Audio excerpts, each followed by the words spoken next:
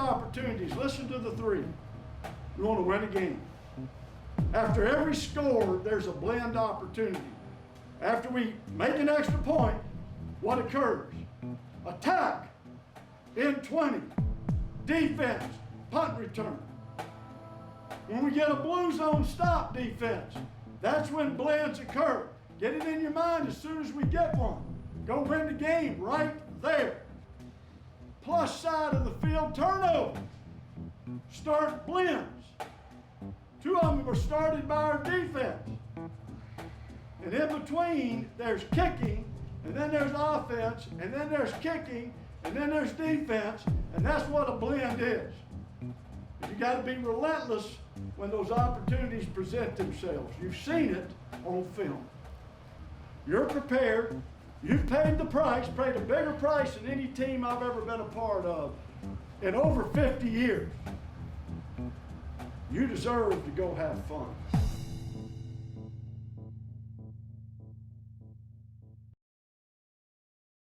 One of the oldest cliches in the book is take things one day at a time, one game at a time, and one play at a time. And that's exactly where the Duke Blue Devils are just 2 weeks into this unconventional 2020 season. Hello everyone and welcome to Duke All Access with head coach David Cutcliffe. I'm Rebecca Fiorentino. And so far the Blue Devils have played on the road at Notre Dame, at home against Boston College, and due to a recent schedule change, they'll be on the road again this week at Virginia in what was supposed to be an open date. Despite the unusual off-season and training camp, Coach Cutcliffe has successfully managed to get his team game ready for competition. But as he and many others are learning, 2020 means getting ready for almost anything. Getting ready for anything is an understatement. This is our second opening game, meaning we don't have anything to look at of our opponent. We had more to look at Notre Dame because at least the staff was the same. Here you are playing your second game against a team that you don't know anything about. They haven't played a game. And then, of course, the third week we'll move into another opening game where you don't have film to watch, and that could change. You know, I think you have to be flexible and ready, and I believe this team is durable enough, and I think this team is mentally tough enough to handle whatever comes our way. Bryce out of the shotgun, takes the snap, looking to throw, fires to the right, complete. They'll have the first down across the 45 and more. Breaking free, into the secondary is Pankel, cutting outside left 20, inside the 10 and down to the 7-yard line. I think we were game ready. There's no question. We started well on both sides of the ball. We had our people in place. Our alignment was good. Our assignment was good. The rhythm of the game, I thought we managed all of that. The word for me is finish. Often what you find out, and particularly this year, where you really don't have a camp, you really have been in school, you haven't hit and scrimmaged as much. What you find out is you got to finish tackles better, plays big in a game. You got to finish blocks better. You got to finish runs better. You got to finish drives better.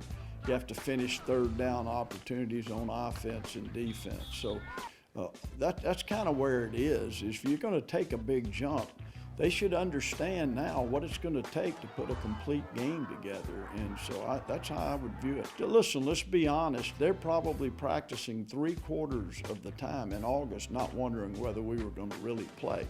They read the paper. They hear the reports. They get what's going on out there. And I certainly think this has kind of changed the mentality to have that game under your belt. And then all of them believing that we are going to play against Boston College. Bryce waits, surveys the defense, takes the snap, gonna run it to the left, goes inside and scores! To see those players in the locker room pregame, to see the players in the hotel, the excitement, getting to do what they love to do, knowing how much they've sacrificed personally, each and every one of them, to get to that point. There was a bunch of appreciation, the feeling of a stadium. The crowd certainly wasn't big, but there was some energy and enthusiasm from the crowd. So it was a good feeling to be back doing what you love to do, playing football. Few people have felt better about getting back on the field this fall than veteran cornerback Mark Gilbert, who missed nearly 2 years of game days trying to recover from a devastating hip injury. His story when we return. Duke All Access is brought to you by Coca-Cola, together tastes better. By Continental Tire, for what you do. And by GATORADE, win from within. Don't wait for tomorrow. Make the days count.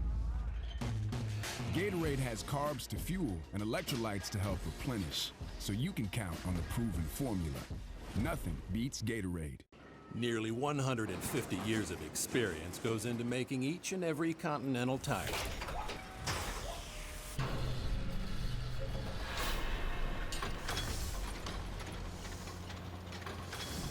So you can trust with total confidence that our tires will deliver superior performance, no matter where the road takes you.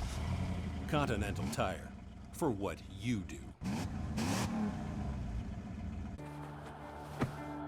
Today tastes like a home game, like a huddle. Tastes like we're bringing the heat, and like a front row seat.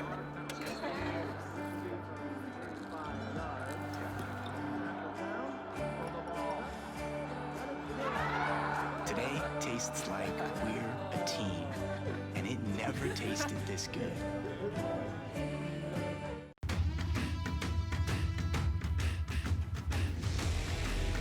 Only your steel dealer has the legendary tools to take on your to-do list. Real steel. Find yours. For the space you've always wanted. Pick up the lightweight FS38 trimmer or the hard-working BG50 blower. Only $139.95. Find yours at steeldealers.com. Don't wait for tomorrow. Make the days count. GATORADE has carbs to fuel and electrolytes to help replenish, so you can count on the proven formula. Nothing beats GATORADE.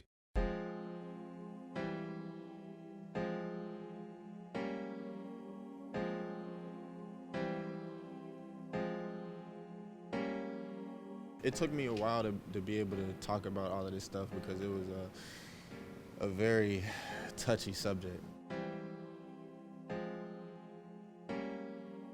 It was traumatic, man. It was almost like a why me, you know, on the path that I was on, the trajectory that I was on. It was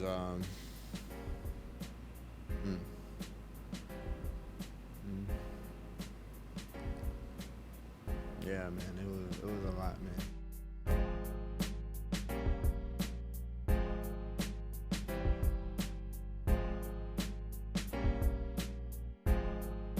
Top cornerback for Duke, helped off the field, Mark Gilbert, the junior out of Fayetteville, North Carolina. I remember the play vividly, and he ran a slant.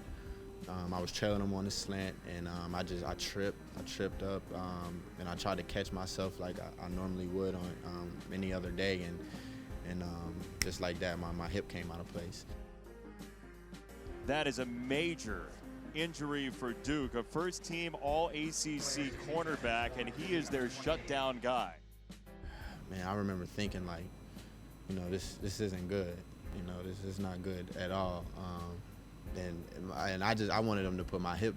I didn't want them to put my hip back in place, but they weren't able to.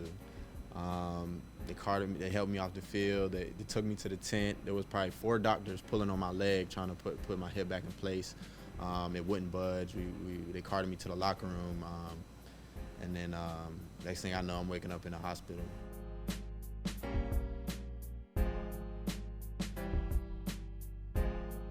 Over the past 2 years, this process has been a roller coaster. Good days and bad days, you know. I would say more good than bad. But yeah, it definitely took a lot of mental toughness, mental strength, willpower, and faith. I think my faith in God is what really helped me. It took me a while to see some light at the end of the tunnel, simply because that what happened, it was so traumatic for me. Throughout the whole process, it was a lot of uncertainty. Just trying to make sense of the whole thing, you know, with it being such an uncommon injury. In my opinion, in sports, period, you know, to dislocate a hip like that, it was confusing. It was confusing. Initially, I didn't want anything to do with football. You know, it was kind of just a Netflix period. But yeah, man, as I started getting healthier and stronger and stuff, you know, that's when I started digging back in the film room and finding the areas that I can improve my game without playing. One practice before break. Let's practice hard, high intensity, play fast, do what we do. Let's get it. We do. Hang your hands. Ready, stretch. I realized that I was gonna be back out here, the player that I once was. I would say during those three practices in spring, just me making plays. When I seen myself having the ability to make a play again, that kind of just boosted my confidence a little bit. Duke rushes 6, fires to the left, and it's intercepted. Picked off by Mark Gilbert, his second of the day. And the Blue Devils are on their way to their 6th win of the season. The trajectory I was on to the NFL, maybe I was thinking that it would happen just because it was such a fast track, you know, a fast track to the NFL, and then I just think maybe, you know, was I not ready yet?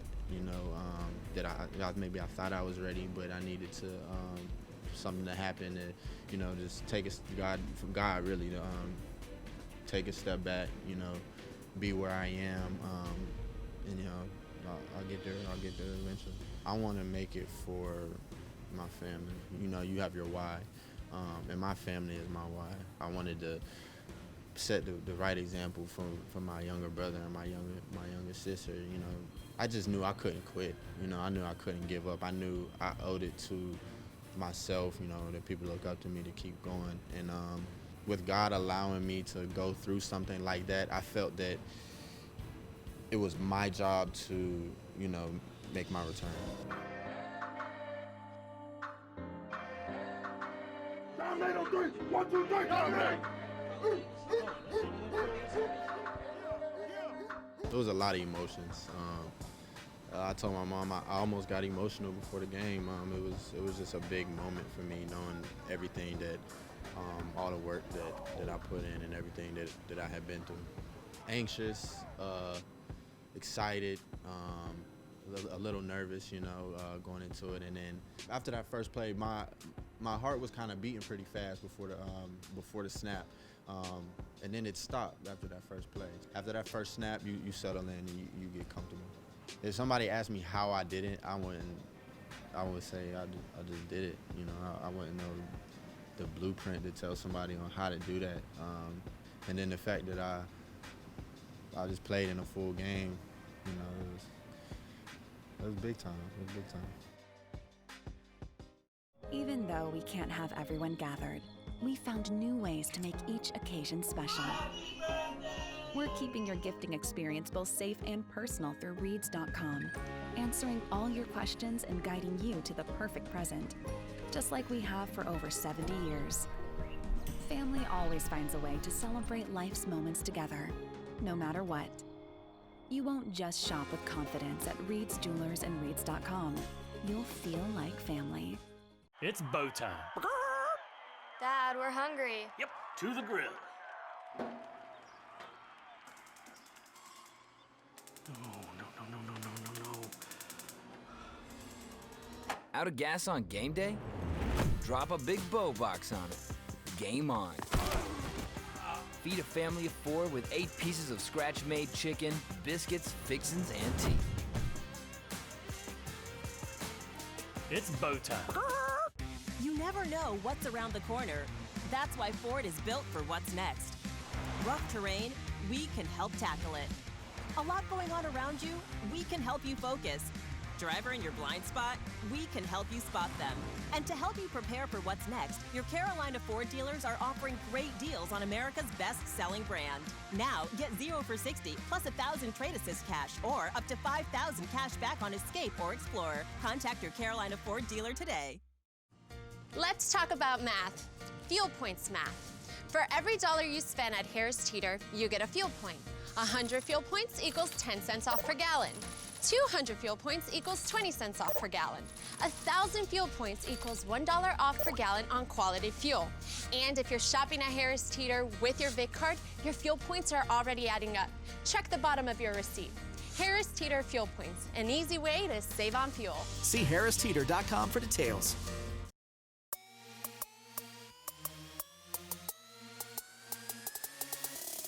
Duke 360, presented by Continental Tire, for what you do.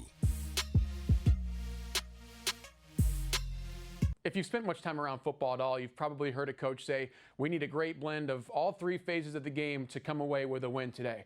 And against Notre Dame, the Blue Devils actually have a perfect example of what that actually looks like. Taking defense, special teams, and offense, playing well in all three of those phases, doing really well, and helping your team's position in the course of the game. Against Notre Dame, the Fighting Irish had actually taken control. They had momentum coming out of halftime. They'd gone down the field and scored. The Blue Devils weren't able to do a whole lot offensively, so needing some kind of life injected into the Blue Devils sideline, the defense takes the field. This is first down, 6 minutes and 30 seconds to go in the third quarter, and take a look at what the defense is able to do in terms of turning around the momentum in the game. This is Rocky Shelton here, a young linebacker, relatively inexperienced, coming up big on a blitz in the run game for a tackle for loss. That play helps set up a little bit more opportunity for the defense as Notre Dame is fighting behind schedule offensively to get back to a first down. Now you're looking at a second down play that the Blue Devils do a good job of containing Notre Dame on. That sets up third down and long with Notre Dame still backed up in pretty bad field position. This is a situation where they go with a designed lead draw scheme. And the Blue Devils, you'll see, bail out of the middle. They kind of do a blitz look, and both linebackers vacate the middle of the field, leaving actually what looks to be a lot of running room for Ian Book, the Notre Dame quarterback, up the middle. Not looking good. Actually, perfect play design against what the Duke defenders had done schematically, clearing out the middle of the field, because you've got Ian Book running up there. You've got two blockers out front. That looks to be enough for Ian Book, a very athletic quarterback, to pick up a first down. Not the case. Victor Dimukeji, big-time defensive end for the Blue Devils, comes in here and gets just enough of the quarterback's leg to bring him down behind the chains. That sets up a punt. So now you've seen the defense force a 3 and out. They get off the field. Here's Notre Dame's punt team taking the field here. They're going to see a punt out of bad field position. Josh Blackwell, the punt returner, does an amazing job here of showing focus and athleticism. It's raining. The ball is wet. Think about trying to catch a spiraling punt that's sky high on the run like Josh Blackwell does here, and then being able to continue using your momentum forward, dodge a few would-be tacklers, and put the Blue Devils in good field position. This is a 13-yard punt return by Josh Blackwell. That's sometimes your best offense, right? Really good special teams play. So that's the second part of the blending the three phases. Special teams taking care of what they need to do. Now the offense has the football. First down and 10. They've moved the ball a little bit. This is a nice little play design by David Cutcliffe on a fake toss out to the perimeter. That gets the defense flowing down toward Mateo Durant, who would have been the ball carrier on this play action look. And they sneak Noah Gray, the tight end, out the side. And Chase Bryce does a great job of finding him to put them in the red zone. And again, knocking on the door of a touchdown. Much needed in this position of the game. Here's Noah Gray here. Take a look as he fakes to block for the running back just long enough, slips behind the defense, and watch the quarterback in his first start for the Blue Devils. Chase Bryce, number 8, take a hit.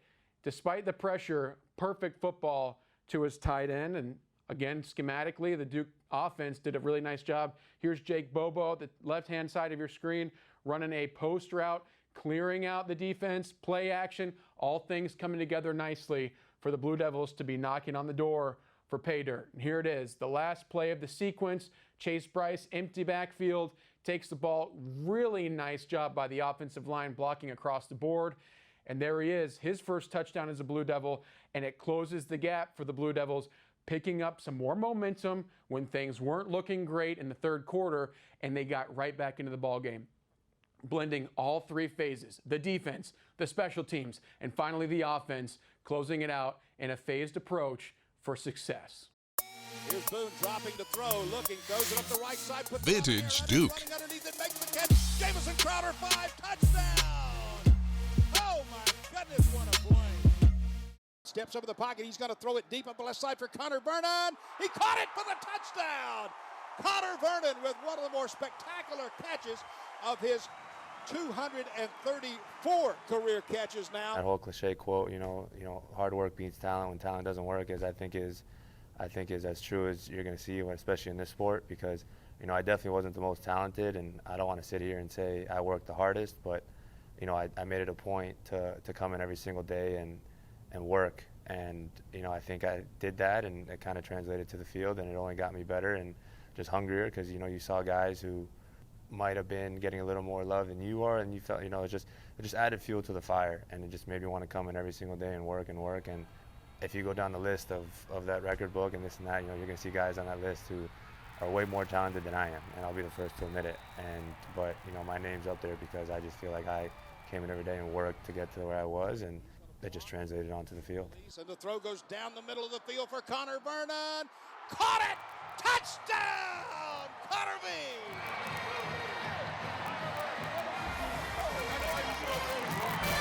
Duke opened its home schedule with Boston College in town for just the third time ever. Coach Cutt breaks it down when Duke All Access continues. Coca-Cola presents Quarterback Derby.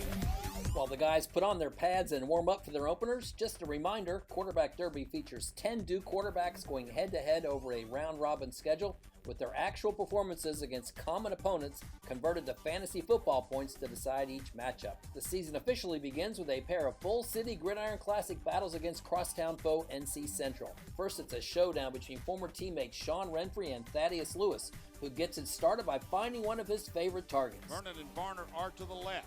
From the shotgun, Lewis drops back, looks to throw down the middle to the end zone. Caught for the touchdown, Donovan Varner. But Sean Renfrey counters with a deep ball of his own, and it's enough to produce a narrow 31-25 victory. Thomas Sirk and Daniel Jones also meet against Central, but this is no contest in Sirk's favor.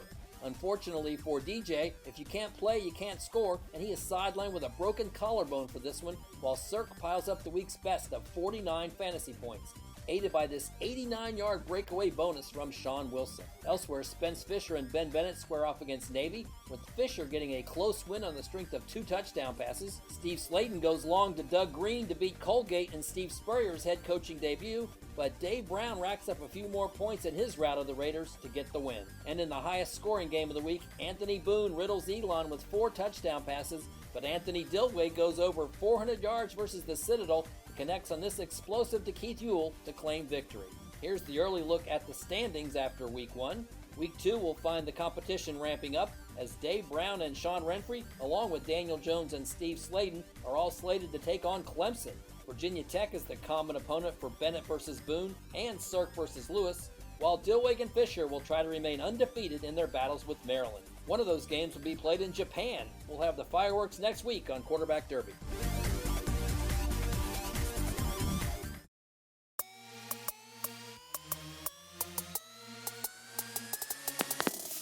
The Game Breakers. Jackson's gonna go inside the 30 and gone, touchdown!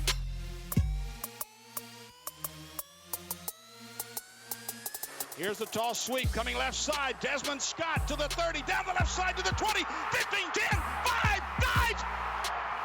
Is it? Nobody's making the call. Nobody's making the call. Come on. Yeah, touchdown. Yes. That's halfway. Yes.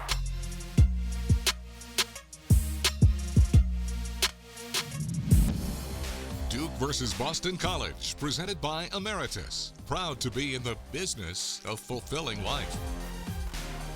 off their own 38. Jurkovic from under center takes the snap, fakes the handoff, wants to throw. All day to throw. Down the middle of the field, into double coverage for Flowers. It's intercepted! Picked off at the 16-yard line. And it's Mark Gilbert. Welcome back. 3rd and 2. Here's the handoff for Mateo Durant. He's got a first down and more across the 40. Durant down the middle field, 20, 10, 5, touchdown! 49 yards, and Duke is an extra point away from tying it up. Jurkovic goes from under center. Here's a sweep to the left for Flowers. Duke was ready for it, and Hayward drops him for a loss. 3 receivers on that side as Jurkovic takes the snap, and under pressure, he is sacked. Brought down back at the 22-yard line. Dwayne Carter got him, his first career sack. Out of the shotgun. Takes the snap. Blue Devils only rush 3. They still get there. The ball's out at the 10-yard line. Victor Dimukeji with a big-time hit.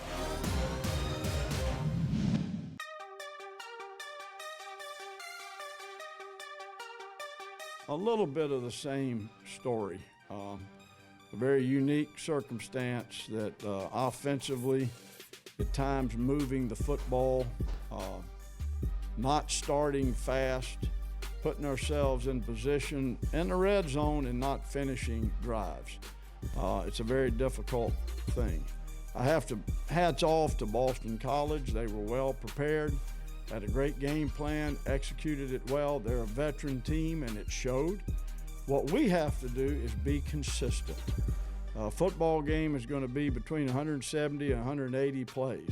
You do not know when one of those plays is going to happen, whether it's kicking or whether it's offense or defense, that's going to dictate whether you win the game or not. That falls on the head football coach. The thing we have to find is a level of intensity and a level of competitiveness that takes everything to another level. Figuring out our team, who are our playmakers on offense that we have to depend upon. What are we doing from a schematic standpoint? Are we putting ourselves in the best position possible? Defensively, we got to tackle better. We've got some talent. We've got some ability to run. We got beat on some double moves. We've got to cover. We've got a man cover if we're going to be a man cover team. And in the kicking game, consistency in generating big plays ourselves has always been something we've done. It all falls on me. It's a 2020 ACC year unlike anything we've ever seen. We have 10 conference games. These young people need your support in every way you can. So 2020, here we go, 2 down. We've got a big opportunity in front of us. We appreciate you.